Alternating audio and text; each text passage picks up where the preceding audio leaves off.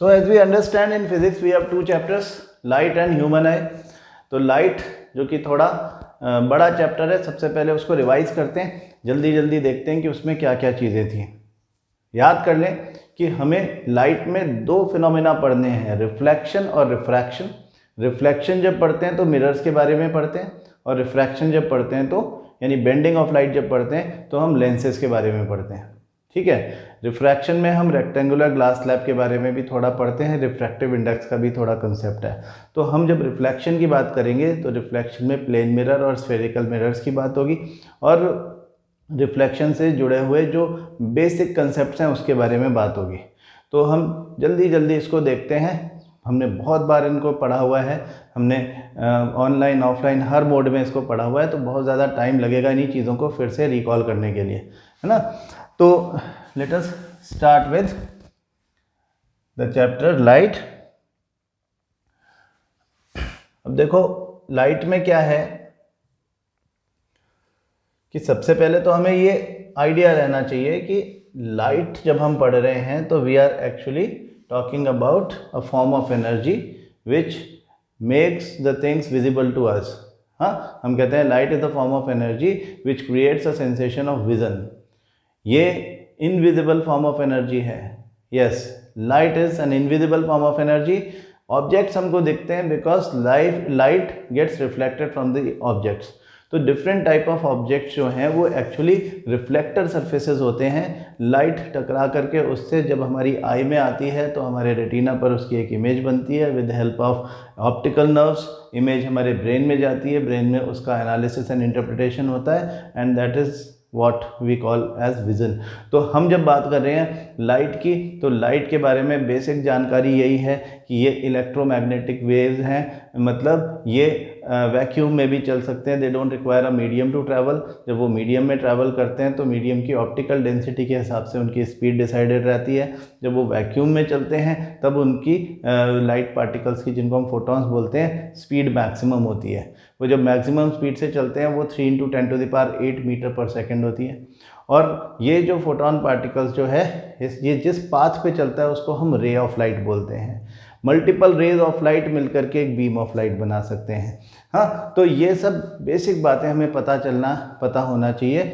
जब हम कहते हैं कि लाइट रेक्टिलिनियर प्रोपगेशन करती है यानी स्ट्रेट लाइन में चलती है, तो स्ट्रेट लाइन में चलती हुई लाइट तब ही मुड़ती है जब उसके रास्ते में कोई ऑब्स्टेकल आ गया।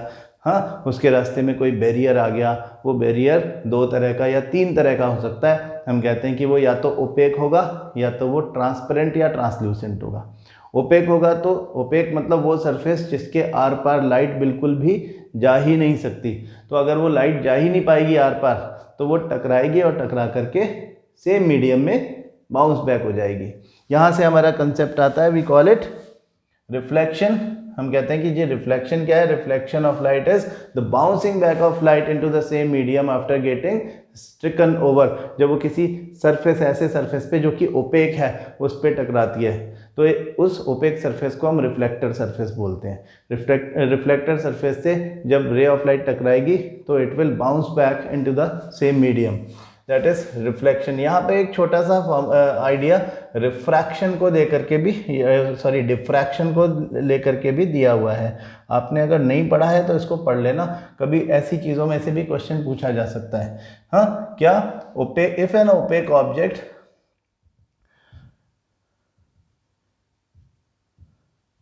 If an opaque object on the path of light becomes very small, light has a tendency to bend around it and not walk in a straight line.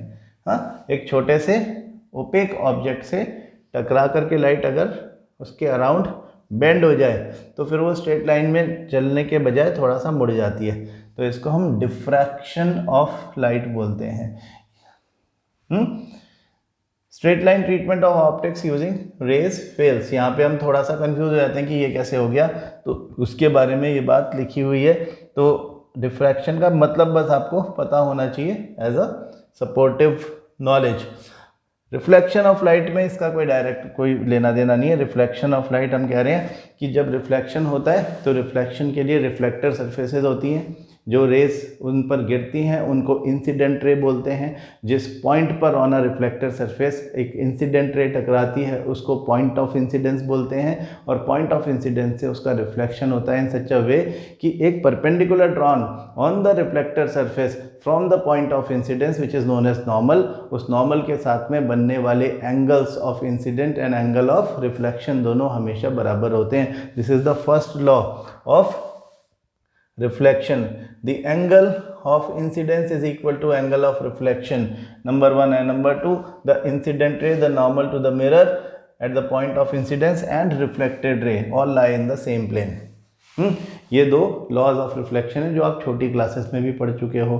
हम कहते हैं कि रिफ्लेक्शन के लिए हर सरफेस कुछ ना कुछ लाइट को रिफ्लेक्ट तो करती है, लेकिन हमारे पास कुछ ऐसे सरफेसेस हैं जो कि एब्सोल्युटली रेगुलर सरफेसेस हैं। हम कहते हैं कि जो ओपेक सरफेसेस हैं that can be categorised into two different forms. एक तो प्लेन सरफेसेस जिनको हम बोलते हैं रेगुलर सरफेसेस, जिनके ऊपर अनइवननेस नहीं होती, उनको हम बोलते हैं रेगुलर सरफेसेस। रेगुलर सरफेस से होने वाला जो रिफ्लेक्शन होता है that is also regular reflection. की rays of light incident on a surface parallel to each other, they get reflected parallel to each other, उनके normals are also parallel to each other. इस तरह का reflection regular reflection होता है। ये सिर्फ regular surfaces पे ही पॉसिबल है। लेकिन अगर इर्रेगुलर सरफेस है यानी कि अनइवन सरफेस है तो incident rays coming parallel to each other may get reflected in various directions like this. हाँ, उनका इर्रेगुलर या डिफ्यूज्ड रिफ्लेक्शन होता है। तो डिफ्यूज्ड रिफ्लेक्शन और इरेगुलर रिफ्लेक्शन हमारे आसपास होता ही रहता है, क्योंकि हमारे पास जितनी भी ऑब्जेक्ट्स होती हैं ज़्यादातर उनकी सरफेसेस अनइवन सरफेसेस होती हैं, रेगुलर सरफेसेस हमेशा नहीं होती। तो we have some special surfaces which are polished properly, which are absolutely plain and which reflect all the rays of light absolutely, which are striking on their surfaces. इनको हम क्या बोलते हैं? इन रेगुलर सरफेसेस को हम mirror बोलते हैं। They are the absolute reflectors, मतलब they will not absorb any ray of light, they will reflect all the rays of light which are falling on their surfaces. इनको हम बोलते हैं mirrors. तो we have two types of mirrors. कौन कौन से mirrors? एक मिरर हमारा है जो कि प्लेन मिरर है। प्लेन मिरर के बारे में हमने बात की थी। क्या कि जो प्लेन मिरर होता है उस पर टकराने वाली जो रे ऑफ लाइट होती है कमिंग फ्रॉम एन ऑब्जेक्ट, एक तो जो कि parallel to principal axis along the normal जाती है, वो उसी रास्ते से वापस चली जाती है। क्यों उसी रास्ते से वापस चली जाती है? अलोंग द नॉर्मल जाती है का क्या मतलब कि ये एक प्लेन सरफेस है, इस पर कोई इंसिडेंट रे ऐसे गई कि वो पैरेलल टू प्रिंसिपल एक्सिस है। प्रिंसिपल एक्सिस क्या है? This is an imaginary line which passes perpendicularly through the pole of the mirror. Pole of the mirror क्या है? The centre of the mirror, जो मिरर का अपर्चर है, जो surface है जिस पर रिफ्लेक्शन होना है, उसका सेंटर पोल है। और पोल से पास होने वाली एक जो परपेंडिकुलर है, हाँ, imaginary perpendicular line, that is known as its principal axis. तो प्रिंसिपल एक्सिस पर हम रे डायग्राम्स में ऑब्जेक्ट रखने का काम करते हैं, मतलब ऑब्जेक्ट रखने के काम आता है हमारे प्रिंसिपल एक्सिस। और उस प्रिंसिपल एक्सिस के पैरेलल एक इंसिडेंट रे आ रही है, तो इसका मतलब कि वो perpendicularly on the plane mirror strike करेगी। ये इंसिडेंट रे जिस पॉइंट पर स्ट्राइक करती है हमने उसको पॉइंट ऑफ इंसिडेंस बोला है। और हम ये बात भी ऑलरेडी बोल चुके कि on the reflector surface point of incidence से, यानी इस पॉइंट से ड्रॉ होने वाला परपेंडिकुलर नॉर्मल होता है। तो इसका नॉर्मल भी यही है और इंसिडेंट रे भी यही है, तो एंगल ऑफ इंसिडेंस 0 डिग्री है।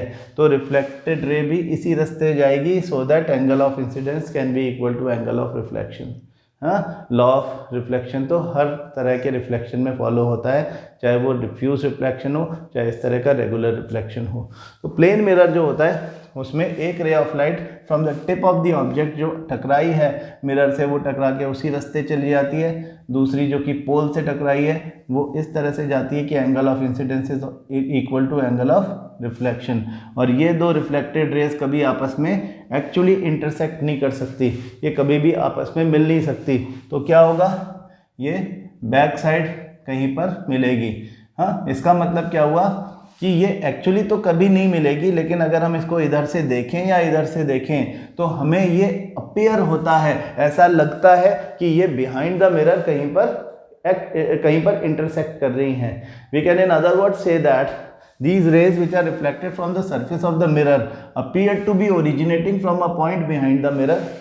This is the place where the image of the object will be formed. What is image?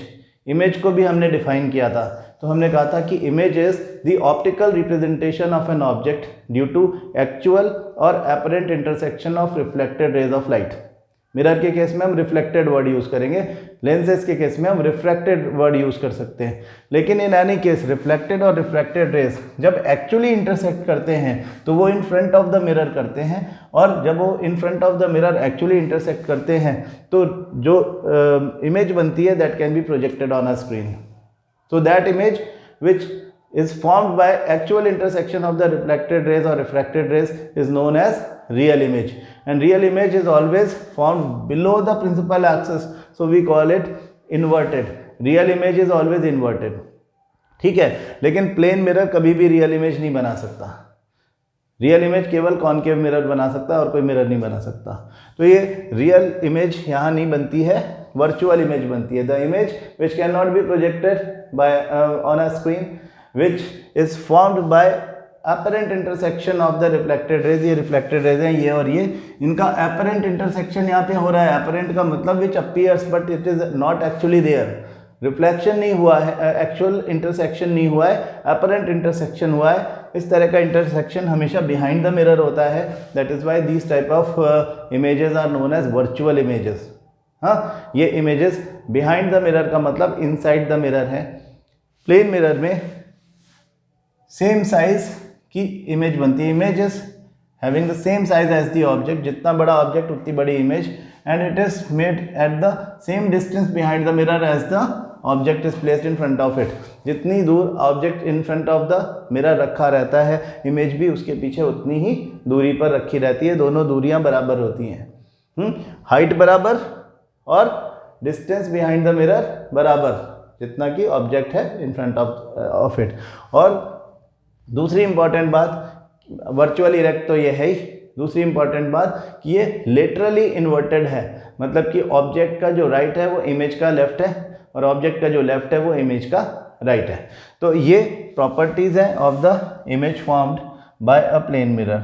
अब हम स्फेरिकल मिरर्स की बात करते हैं straight away. Spherical mirrors are curved surfaces, they are the reflector surfaces which are curved. हाँ, जो outward curved है, बाहर की तरफ कर्व्ड है, उसको हम कॉन्वेक्स बोलते हैं। जो इनवर्ड कर्व्ड है उसको हम कॉनकेव मिरर बोलते हैं, है ना। तो ये कॉनकेव और कॉन्वेक्स मिरर्स जो हैं ये बेसिकली एक स्फेरिकल सरफेस का पार्ट होते हैं। ये स्फेरिकल सरफेस है, उसका कोई सेंटर ऑफ कर्वेचर होगा, इसके पोल से इसके बीच की डिस्टेंस रेडियस ऑफ कर्वेचर होगी। अब ये कॉनकेव मिरर है, तो concave mirror is converging in nature. The rays of light which will come parallel to each other, parallel to principal axis, will get reflected like this. हाँ, वो इस तरह से उनको रिफ्लेक्ट कर देगा कि वो अंदर की तरफ, अगर हम थोड़ा सा दूर यहाँ पे सी बना लें तो ये ऐसी पॉइंट पर इंटरसेक्ट करेगा। जितनी भी रेज आएंगी सब एक ही पॉइंट पर इंटरसेक्ट करेंगी, that is the point called as focus. F और सी के बीच में जो डिस्टेंस होता है वही डिस्टेंस एफ और पी के बीच में भी होता है, इसको हम फोकल लेंथ बोलते हैं। हाँ, तो सेंटर ऑफ कर्वेचर और पोल के बीच का distance radius of curvature, focal length radius of curvature का आधा होती है। हाँ, यानी r इक्वल टू 2f, तो f इक्वल टू r/2। ये एक कॉनकेव मिरर है। हम स्टडी इसमें क्या करते हैं कि कॉनकेव मिरर इमेजेस किस तरह की बनाता है for various positions of the object in front of the mirror, वो किस तरह से इमेज बनाता है। तो हम इनके बारे में पढ़ने से पहले टेक्निकल पॉइंट्स हाईलाइट कर लेते हैं। आप इनको हाईलाइट कर लें, मैं जो जो बातें बता रहा हूँ यहाँ पे लिख रहा हूँ। Before we move further on spherical mirrors we need to recognise and understand the the meaning of few terms. These terms are commonly used in discussion about spherical mirrors. The center of the reflecting surface of a spherical mirror is a point called a pole. है ना, pole क्या है? Centre of the reflecting surface of a spherical mirror. It lies on the surface of the mirror. The pole is usually represented by the letter P. ठीक है, आपको पता सब है, मैं पढ़ा कुछ नया नहीं रहा, लेकिन याद दिला रहा हूँ, ये बातें कोई ना भूले. The reflecting surface of a spherical mirror forms a part of sphere. जो रिफ्लेक्टिंग सरफेस है ऑब्वियसली वो स्फेयर का पार्ट ही है. This sphere has a centre. This point is called the centre of curvature. जो हमने अभी बनाया था C, वो centre of curvature of the mirror है. It is represented by the letter C. The centre of curvature is not a part of the mirror. ये सामने होता है, तो C is not a part of a mirror. P is a part of a mirror. F is not a part of a mirror. F is the principal focus. ये बातें याद रखना है. ये MCQ बना हुआ था, इसका मैंने आपको दिया भी था एक वर्कशीट में. Please note that the centre of curvature is not a part of the mirror. It lies outside its reflecting surface on the principal axis. हमने देखा है. The centre of curvature of a concave mirror lies in front of it. However it lies behind the mirror in case of a convex mirror. Convex mirror है तो centre of curvature यहाँ पे होगा obviously, क्योंकि ये एक जिस sphere का पार्ट है वो इस तरह से उसके पीछे बनता है. यहाँ पे हमने उसका कुछ पेंट कर दिया, रिफ्लेक्टर सरफेस आउटसाइड है, बर्ज्ड आउटसाइड, तो इसलिए इसका सेंटर ऑफ कर्वेचर पीछे की तरफ होता है कॉन्वेक्स मिरर का. You may note this in the figure में हमने देख लिया. The radius of the sphere of which the reflecting surface of a spherical mirror forms a part is called the radius of curvature of the mirror. यानी ये C और पोल का के बीच का डिस्टेंस है. It is represented by the letter R. You may note that the distance PC is equal to the radius of curvature. Imagine a straight line passing through. Straight line passing through the pole and the center of curvature of a spherical mirror. This is called as principal axis. Remember that principal axis is normal to the mirror at its pole. Principal axis is normal to the mirror at its पोल.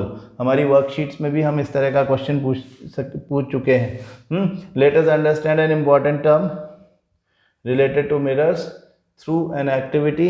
अभी यहाँ पे हम क्या करेंगे कि इसके सामने रखे हुए ऑब्जेक्ट जो कि इन्फिनिटी पे है, इन्फिनिटी से आती हुई रेज ऑफ लाइट को यहाँ पे शो कर रहे हैं. क्या शो कर रहे हैं कि ये इमेज कहाँ पे बनी और कैसी बनी. ये point size image concave mirror है. Point size image in front of the mirror जहाँ पे बनाता है दैट इज F. उसको हम बोलते हैं प्रिंसिपल फोकस. ये सारी रेज ऑफ लाइट को कॉन्केव मिरर एक पॉइंट पर कन्वर्ज कर देगा. अगर ये काम एक पेपर पे हुआ तो पेपर जल जाता है, आपको पता है ये बात. पेपर जलने लग जाएगा. तो पेपर अगर जलने लग गया है तो इसका मतलब कि इसने कन्वर्ज कर दिया एक पॉइंट पे. सारी एनर्जी कमिंग फ्रॉम द सन, सारी सनलाइट तो आ रही है, एक पॉइंट पे इकट्ठा करेगा, मतलब उसने हीट भी फोकस कर दी है. तो उस वजह से पेपर जो होता है वो जलने लग जाता है. ऐसा कॉन्वेक्स मिरर के साथ में नहीं हो सकता, क्योंकि वो डाइवर्जिंग मिरर है.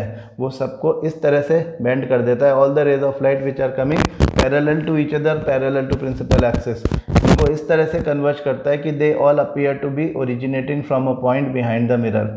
ये point behind the mirror of a convex mirror is focus. In front of the mirror जहाँ पर actual intersection of all the reflected rays हुआ है, that single point is known as principal focus. That lies on the principal axis in such a way that it forms the middle point of C and P. Center of curvature और pole के बीच का central point या middle point जो होता है that is the F और principal focus. तो F और P के बीच का distance focal length है. C और P के बीच का डिस्टेंस रेडियस ऑफ कर्वेचर है. ये बात आपको ध्यान रखना है. तो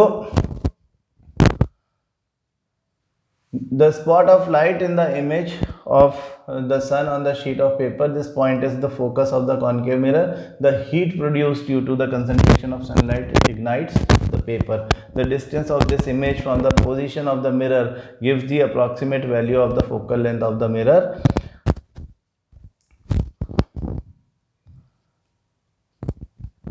10.2 में ये चीज़ कॉन्वेक्स मिरर के लिए दी गई है.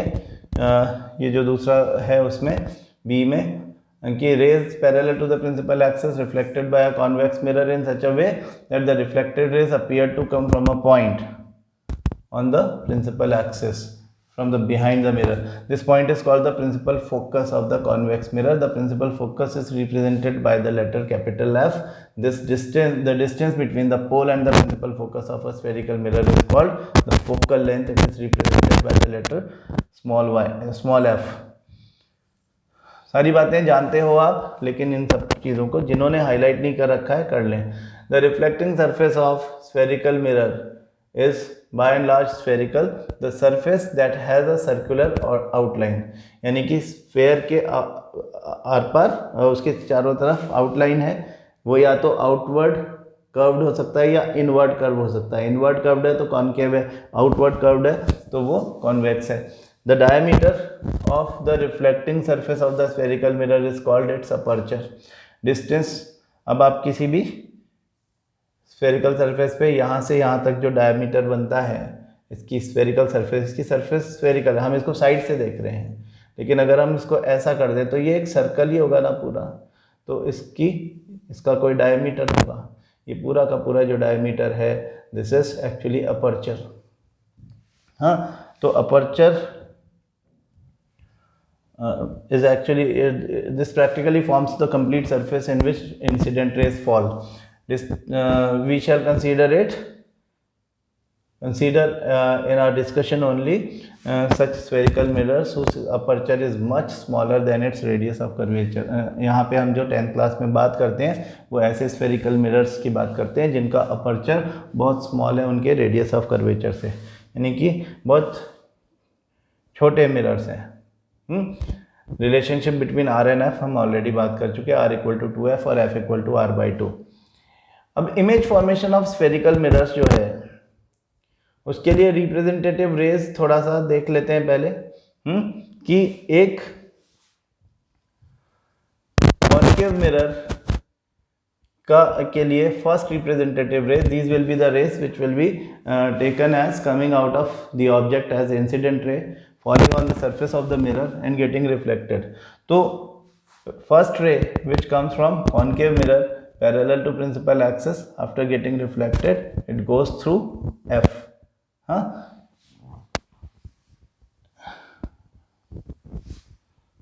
कॉनकेव मिरर में दूसरी रे जो F से क्रॉस होती है वो F के प्रिंसिपल एक्सिस के पैरेलल चली जाती है.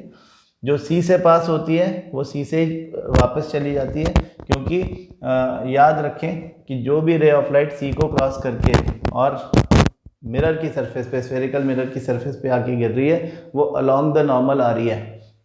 यानी कि ये उसका नॉर्मल भी था तो ये इसी रास्ते से निकल जाएगी, मतलब कि angle of incidence will always be equal to angle of reflection follow करेगी. और एक और इसमें है कि जब वो पोल से टकराएगी तो इस तरह से रिफ्लेक्ट होगी. यही चारों रिप्रेजेंटेटिव रे इसी टाइप की आप देख सकते हो. कॉन्वेक्स लेंस में, कॉन्वेक्स मिरर में पैरेलल आने वाली रे इस तरह से रिफ्लेक्ट होगी कि ये अपेयर होती है एफ में से जाती हुई. यहाँ पे हमारा नॉर्मल दिखाया हुआ है सी में अपरेंटली जाता हुआ, और यहाँ पे हम इसकी ऑपोजिट दिखा रहे हैं कि अगर कोई रे ऑफ लाइट इस तरह से इंसिडेंट होती है कि वो एफ में आती हुई लगती है तो वो after getting reflected will go parallel to principal axis. यदि कोई सी में जाती हुई अपेयर होती है तो उसी रास्ते वापस चली जाएगी, और ये सेम है दोनों में. This is the only one which is same in the both. तो image formation by a concave mirror 6 cases हैं. आपने ये जो डायग्राम्स हैं ये सारे याद करने, अलग अलग डायग्राम्स को खास करके याद करना है, लेकिन मैं आपके लिए एक डायग्राम बना दे रहा हूँ जो कि एक ही सिंगल डायग्राम में हम 6 के 6 केसेस देख पाएंगे.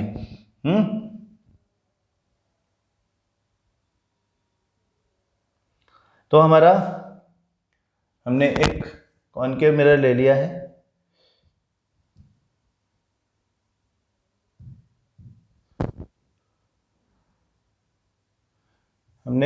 कॉनकेव मिरर ले लिया है, एक प्रिंसिपल एक्सिस ले लिया है. प्रिंसिपल एक्सिस का ये यहाँ पे पोल है, मतलब मिरर का पोल ये है. यहाँ पे F बना दो, यहाँ पे C बना दो. ये रेडियस ऑफ कर्वेचर है और ये फोकल लेंथ है। ठीक है, ये बात आपको पता चल गई। अब हम कहते हैं कि there are 6 cases where the object can be place in front of a concave mirror, और फिर जब वो ऑब्जेक्ट कॉनकेव मिरर के सामने प्लेस किया हुआ है उसकी पोजीशन के अकॉर्डिंग जैसे जैसे उसकी पोजीशन चेंज होती रहती है, इमेज की पोजीशन भी चेंज होती रहती है। तो हम क्या कहते हैं कि वो जो ray of light parallel to principal axis यानी इन्फिनिटी है, इन्फिनिटी से आने वाली rays of light which are coming parallel to principal axis parallel to each other, they after getting reflected actually intersect at F. तो यहाँ पर एक real inverted and point size image या हाईली डिमिनिश्ड इमेज बनती है। पहला case ये है। दूसरा केस हम कहते हैं कि ऑब्जेक्ट रखा हुआ है on the principal axis, on the, एक ही डायग्राम में सारे बनाएंगे, on the principal axis beyond C, तो इमेज बनेगी between C and F somewhere here which will be diminished. तीसरा case when the object is placed at C, image बनेगी at C same size. हाँ, और अगर ऑब्जेक्ट रखा है between C and F तो अब इमेज थोड़ा और दूर चली जाएगी। कहाँ चली जाएगी? Beyond C, it will be enlarged और मैग्नीफाइड इमेज। अगर ऑब्जेक्ट को रख दिया और पास लाके एफ पर तो इमेज चली जाएगी इन्फिनिटी पे, क्योंकि ये वाली रे आफ्टर गेटिंग रिफ्लेक्टेड ऐसे जा रही है, तो दूसरी रे जो है वो पोल से इस तरह से जाएगी कि these two will go parallel to each other, और पैरेलल टू ईच अदर जाने वाली रेज ऑफ लाइट हम मानते हैं कि they actually intersect at the infinity. तो ये वाला जो हम बोलते हैं कि ये वाला जो पांचवा केस है, इसमें हमें यहाँ पर कहीं स्क्रीन रखने पर कुछ नहीं मिलने वाला, या इन्फिनिटी पे इमेज बन रही है, लेकिन image is still real inverted and highly magnified. 5 cases में रियल इमेज बन रही है, रियल एंड इन्वर्टेड इमेज बन रही है। एक केस अकेला ऐसा है जब object is place between F and P, तब इमेज बनती है behind the mirror, that is real, that is virtual, erect and enlarge.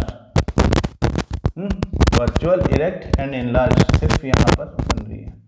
और ये वाला केस जो है ये हमारे काम आ रहा है हमारे शेविंग मिरर में, हमारे मेकअप मिरर में। ये जब हम पास से अपने आप को देखते हैं तो उसमें हमारा फेस बड़ा दिखता है।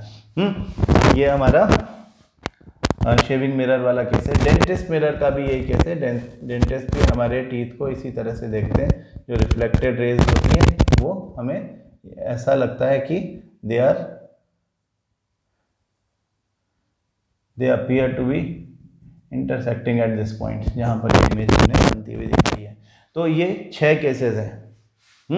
इन 6 केसेस के हिसाब से हम इनके यूजेस भी देखें। कॉनकेव मिरर के यूजेस भी आपको यहीं से निकल जाएंगे कि all the rays which come parallel to each other from infinity they get reflected, कहीं से भी आए वो सब रेज को एक पॉइंट पे इकट्ठा कर देता है।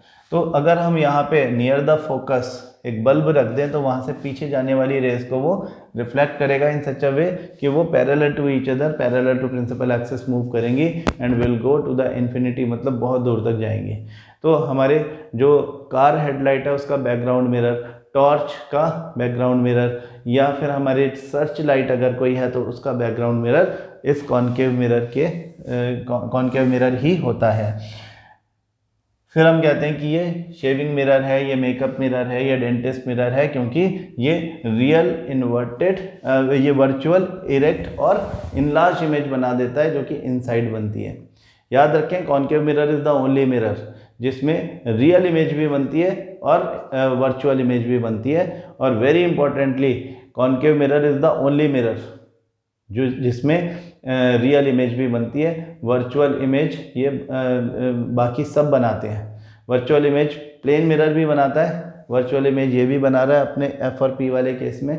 और हम देखेंगे कि कॉन्वेक्स मिरर भी वर्चुअल इमेज बनाता है। याद रखें, कॉन्वेक्स मिरर की वर्चुअल इमेज डिमिनिश्ड होती है, छोटी होती है।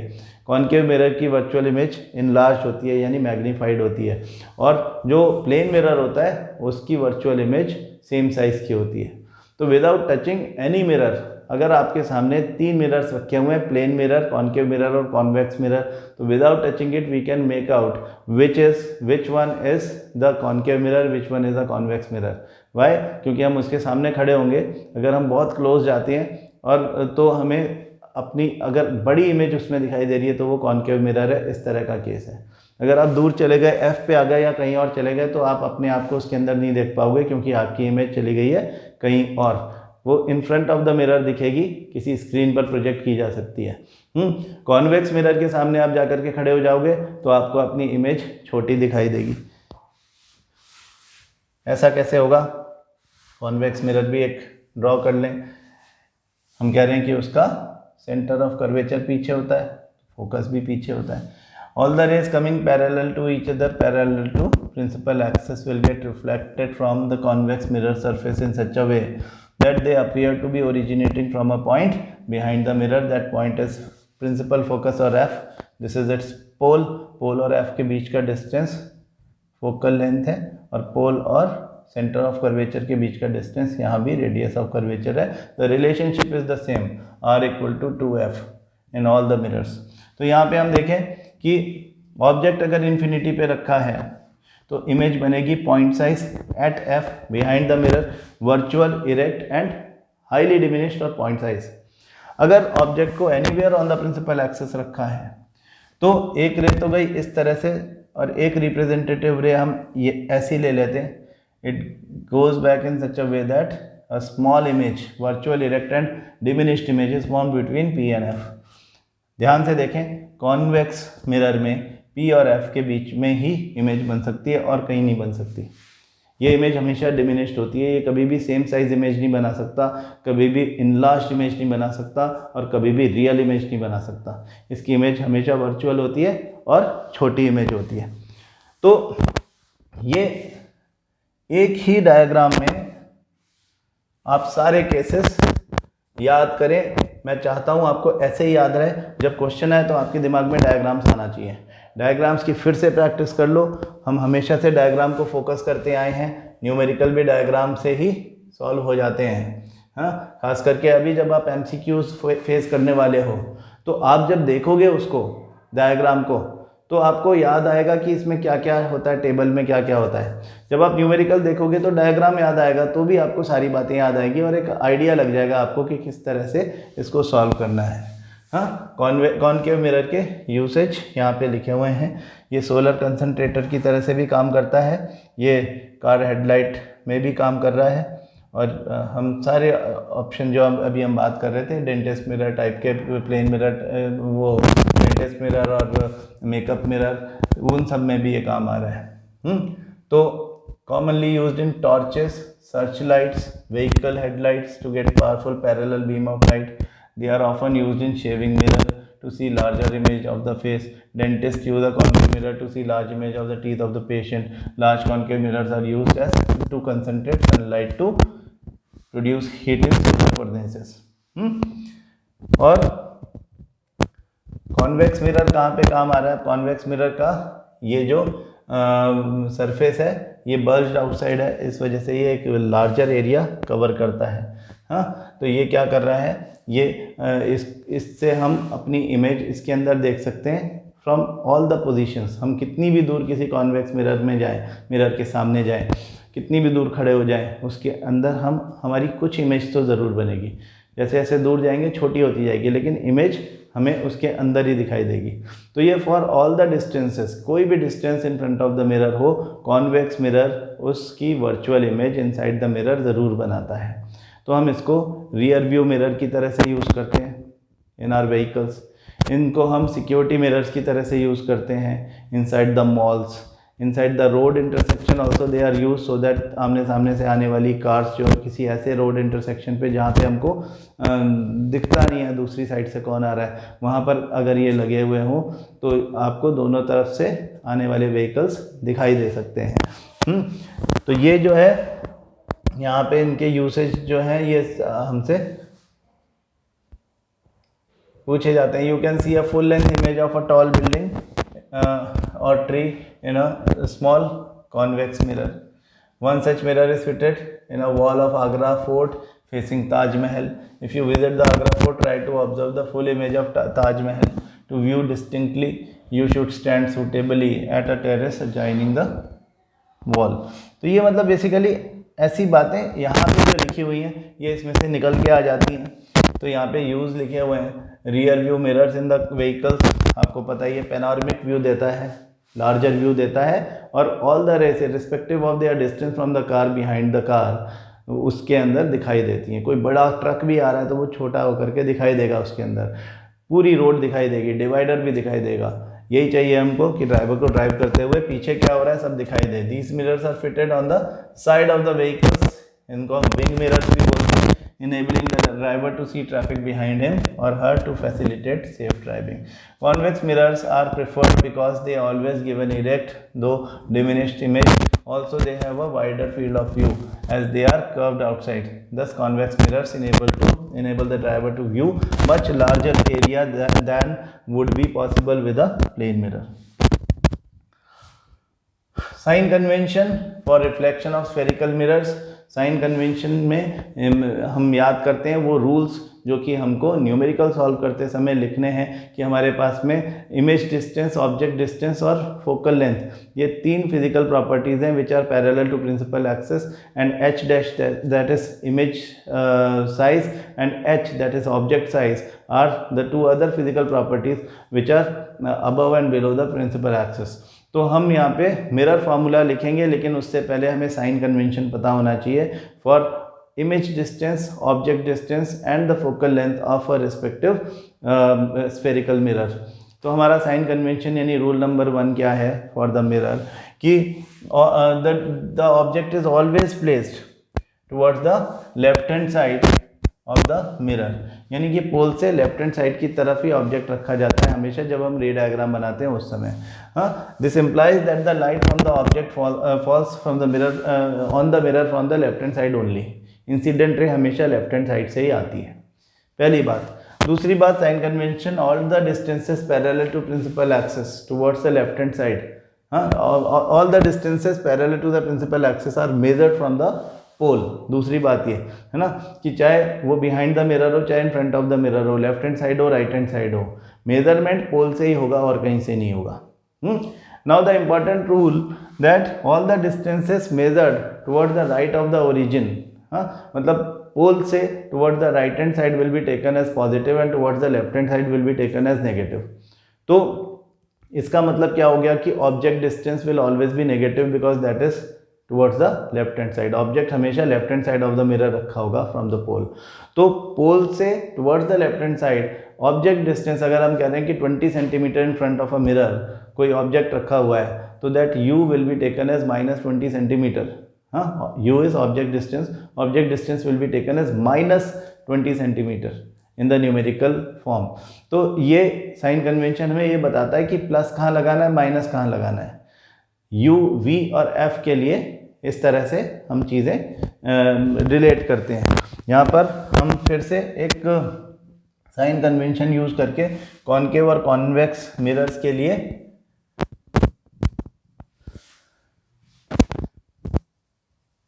टेबल बना देते हैं, जिसमें हम सारी फिजिकल क्वांटिटीज को एक जगह पर रख देते हैं और साइन कन्वेंशन के हिसाब से साइन लिख देते हैं कि क्या साइन रहेगा। तो कॉनकेव और कॉन्वेक्स लेंस के लिए फोकल लेंथ रिस्पेक्टिवली। अब कॉनकेव लेंस की फोकल लेंथ जो होती है उसका principal focus in front of the mirror होता है, यानी towards the left hand side होता है। तो लेफ्ट हैंड साइड की तरफ नेगेटिव फोकल लेंथ, यहाँ पे हम लिखते हैं नेगेटिव है। कॉन्वेक्स में बिहाइंड द मिरर होता है, towards the right hand side होता है, तो फोकल लेंथ पॉजिटिव है। V यानी इमेज डिस्टेंस, कॉनकेव के 5 केसेस में towards the left hand side real image बनती है, तो नेगेटिव इन 5 केसेस। और एक केस जो कि डेंटिस्ट के काम आने वाला है, जो कि मेकअप मिरर में या शेविंग मिरर में काम आने वाला है, वो पॉजिटिव। उस समय इमेज का distance behind the mirror towards the right hand side है। तो in one case that is when the object is placed between F and P। Convex में V बिहाइंड द मिरर ही होता है हमेशा, तो ऑलवेज पॉजिटिव, इमेज हमेशा behind the mirror ही बनती है। U कोई सा भी मिरर हो, कोई सा भी लेंस हो, नेगेटिव ही होता है। ऑब्जेक्ट डिस्टेंस नेगेटिव ही होता है, क्योंकि साइन कन्वेंशन बोल रहा है कि ऑब्जेक्ट को रखना ही पड़ेगा आपको लेफ्ट में, और कहीं आप रख ही नहीं सकते। हाँ, नहीं रख सकते तो फिर ऐसा ही होगा। देन इमेज हाइट या इमेज साइज, वो कॉन्केव में इन 5 केसेस जब रियल इमेज बनती है तो इमेज इन्वर्टेड होती है। इन्वर्टेड मतलब below the principal axis, and 4th number का साइन कन्वेंशन कह रहा है कि all the distances below the principal axis will be taken as negative. तो in 5 cases it is negative. Image height की बात हो रही है, हाँ, इन 5 केसेस। और पॉजिटिव केवल एक केस में, when the object is placed behind the mirror, dentist mirror, shaving mirror वाला case, when the object is placed between F and P, the image is formed behind the mirror, that is virtual erect and enlarged, उसका case ये in 1 case. H हमेशा positive होता है, चाहे concave mirror हो चाहे convex mirror हो। Convex mirror में एच डैश जो होगी वो हमेशा virtual erect and enlarge image बनाता है, तो पॉजिटिव होगी। अब इस शॉर्टकट टेबल से आपको एक बात एकदम स्ट्राइक करना चाहिए कि u जो कि माइनस ही होता है, कोई भी लेंस हो कोई भी मिरर हो, उसे छोड़ करके कॉन्वेक्स में कोई और नेगेटिव साइन आ ही नहीं सकता। अगर कॉन्वेक्स का केस है तो आपका हर आंसर u को छोड़कर, आपका हर आंसर चाहे h डैश पूछ लें, h पूछ लें, v पूछ लें, f पूछ लें, कुछ भी पूछ लें, आपका हर आंसर पॉजिटिव में आना चाहिए। नेगेटिव आ गया तो दोबारा कर लो, आपने गलती कर दी है। कॉन्केव में हमको ज़्यादातर नेगेटिव है। All the distances parallel to principal axis, एक केस को छोड़ करके f, v और u, एक केस को छोड़ करके सब नेगेटिव होता है। ऐसे ही h डैश भी एक चीज़ छोड़ करके नेगेटिव होता है, और h तो होता ही पॉजिटिव है हमेशा, तो उसके बारे में तो कोई बात ही नहीं है। ठीक है, तो आपका पूरा जो मिरर्स है वो स्फेरिकल मिरर्स का केस जो है वो यहाँ पर साइन कन्वेंशन के साथ में आपको समझ लेना चाहिए। ये हमारा साइन कन्वेंशन का डायग्राम है, इसको भी आप ध्यान से देख करके जाएं, कोई भी डायग्राम को मिस ना करें। हमारे पास में मैग्निफिकेशन का फॉर्मूला है, magnification is the ratio of height of the image to the height of the object. ये हमें बताता है कि इमेज कितनी ज़्यादा मैग्नीफाई हो गई, कितने टाइम्स मैग्नीफाई हो गई। मैग्निफिकेशन के बारे में एक बेसिक अंडरस्टैंडिंग आपको ये होना चाहिए कि अगर हम कह रहे हैं कि मैग्निफिकेशन अगर हम कह रहे हैं कि इज ग्रेटर देन 1, तो इसका मतलब h dash is greater than h, तभी वो ग्रेटर देन 1 होगा। मैग्निफिकेशन इज इक्वल टू 1, तो h dash equal to h, यानी सेम साइज की इमेज बन रही है। और मैग्निफिकेशन इज लेस देन 1, यानी 0 पॉइंट समथिंग में वैल्यू आ रही है, तो इमेज छोटी है, ऑब्जेक्ट बड़ा है, यानी डिमिनिश्ड इमेज बनी है। एक बात। दूसरी बात कि मैग्निफिकेशन अगर इस तरफ देख लो, मैग्निफिकेशन अगर पॉजिटिव है तो वर्चुअल एंड इरेक्ट इमेज बनी है। हाँ, क्योंकि फॉर्मूला देखें मैग्निफिकेशन का, h डैश अपॉन h ही होता है, चाहे कोई भी लेंस हो कोई भी मिरर हो। h dash upon h magnification का फॉर्मूला है, और जहाँ पे h हमने साइन कन्वेंशन में देख लिया कि वो तो अभी जो टेबल बनाई उसमें हमने देखा कि h तो पॉजिटिव ही हो सकता है, नेगेटिव कभी हो ही नहीं सकता। तो मैग्निफिकेशन नेगेटिव कब होगा? जब h डैश नेगेटिव होगा। h डैश नेगेटिव कब होगा? जब रियल इमेज बनेगी बिलो द प्रिंसिपल एक्सिस। तो इसका मतलब h डैश अगर नेगेटिव है तो h पॉजिटिव है, तो m नेगेटिव हो जाएगा। तो नेगेटिव m का मतलब मैग्निफिकेशन अगर नेगेटिव है तो रियल एंड इन्वर्टेड इमेज बन रही है। सपोज एक क्वेश्चन में कहा गया कि मैग्निफिकेशन इज +3, ठीक है, तो इसका मतलब वर्चुअल एंड इरेक्ट इमेज बन रही है, प्लस का मतलब, और 3 का मतलब greater than h dash is greater than h। अगर वो ग्रेटर देन 1 है मैग्निफिकेशन, 3 इज ग्रेटर देन 1, तो अगर वो ग्रेटर देन 1 है तो इसका मतलब इमेज का हाइट बड़ा है, ऑब्जेक्ट छोटा है, यानी मैग्नीफाइड इमेज बनी है। अगर मैग्निफिकेशन इज -1 तो इसका मतलब रियल एंड इन्वर्टेड, माइनस का मतलब रियल एंड इन्वर्टेड इमेज बनी है, और 1 का मतलब सेम साइज इमेज बनी है, h dash equal to h। अगर ऑब्जेक्ट का हाइट इमेज की हाइट से बड़ा है, यानी इमेज छोटी बनी है, डिमिनिश्ड बनी है, तो h डैश अपॉन h का जो रेशियो होगा वो लेस देन 1, 0 पॉइंट समथिंग हो जाएगा। अगर वहाँ पे माइनस लिखा है तो एक रियल इन्वर्टेड इमेज बनी है। माइनस का मतलब रियल एंड इन्वर्टेड इमेज, यानी कि उल्टी इमेज है, तो बिलो द प्रिंसिपल एक्सिस है, इस वजह से माइनस साइन आया है। तो this magnification is very important to understand. और हमारा मैग्निफिकेशन का फॉर्मूला h' तो है ही, उसके अलावा वो -v/u भी है, यानी ratio of the image distance and object distance from the pole. Minus sign यहाँ पे आता है। तो mirror formula is 1/f = 1/v + 1/u। Numericals हम बहुत सारे कर चुके हैं, यहाँ पे मैं न्यूमेरिकल कराने नहीं बैठूंगा रिवीजन में। हाँ, हमारा रिफ्लेक्शन वाला सेक्शन यहाँ पर कंप्लीट होता है ना। मैं इस वीडियो को बहुत लंबा ना हो जाए इसलिए यहीं पे बंद करता हूँ। Next video will be about refraction, हम यहीं से शुरू करेंगे। ठीक है, थैंक यू सो मच।